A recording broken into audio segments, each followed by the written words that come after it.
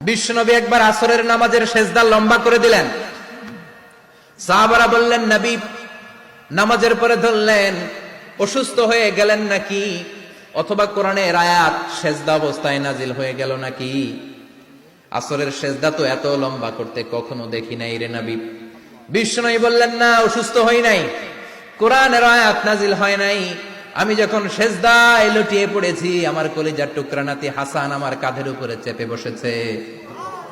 আমি যদি সেজদা থেকে মাথা উঠাই হাসানের কষ্ট হয়ে যাবে, তাই আসরের একটা সেজদা আমি ইচ্ছা করেই লম্বা করে দিয়েছি।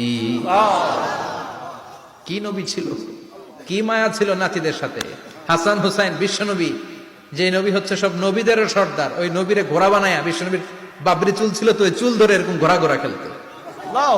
বিশ্বনবীর কাঁধে বসে বিশ্বনবীর বাবরি চুল টেনে টেনে কয়, এটা আমার ঘোড়া। হাসান হুসাইনের গায়ের এমন কোন জায়গা নাই যে জায়গায় বিশ্বনবী চুমা দেয় নাই। আর বলতেন, রাইহানা চাইনি ফিদ দুনিয়া, হাসান আর হুসাইন হলো আমার দুনিয়ার সুগন্ধি। সাইয়্যিদা শাবাবি আহলিল জান্নাহ, জান্নাতীরা আপনারা যারা জান্নাতে যাবেন, আপনাদের সামনে দুইটা পতাকা থাকবে, একটা থাকবে হাসানের হাতে আর একটা হুসাইনের হাতে। বিশ্বনবী মসজিদে নববীতে জুমার খুতবা দিচ্ছেন, হঠাৎ হাসান আর হুসাইন লাল দুইটা জামা পরে কাতারের মধ্যে দৌড়াদৌড়ি শুরু করলেন। বিশ্বনবী খুতবা থামিয়ে দিলেন, মিম্বার থেকে নেমে হাসান হুসাইনকে দুই হাতে টানতে টানতে মিম্বারের উপরে নিয়ে আসলেন, যাতে মুসল্লিদের ডিস্টার্ব না হয়ে যায়। হাসানকে ডান হাতে ধরে, হুসাইনকে বা হাতে ধরে বাকি খুতবাটা বিশ্বনবী তখন শেষ করলেন। 500টা খুতবা দিয়েছেন। কয়টা? চিল্লায় বলেন, কয়টা? আবার বিশ্বনবী জুমার খুতবা দিতে দাঁড়ালেন। এক সাহাবী এসে বসে বলল, বিশ্বনবী বললেন, কুম, দাঁড়াও। 2 রাকাত পড়ছো? সাহাবী কেন? পড়ি নাই। বিশ্বনবী বললেন, ইরকা রাকাতাইন, 2 রাকাত পড়ো। সাহাবী 2 রাকাত পড়া শুরু করলেন, বিশ্বনবী আবার খুতবা দেওয়া শুরু করলেন।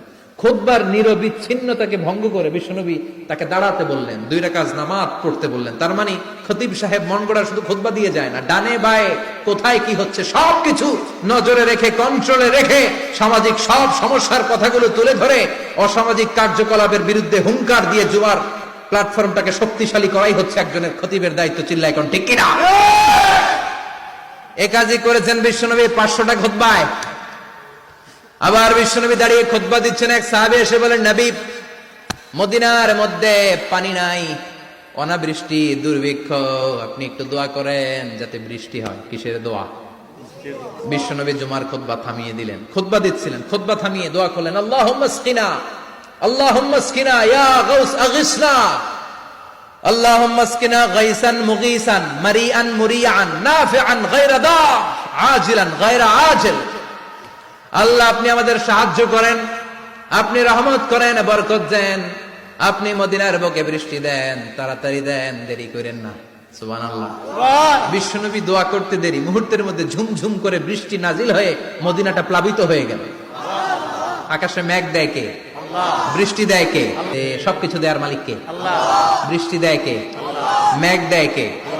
বিশ্বনবীর দোয়ার বরকতে বৃষ্টি নামলো।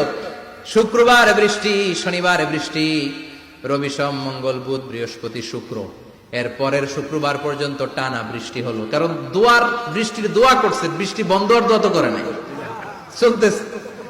আল্লাহ কাছে নবী চাইছেন, দিতেছি, না করলে থামাবো। সুবহানাল্লাহ কইবেন না? বৃষ্টি হইতে হইতে মদিনায় বন্যা।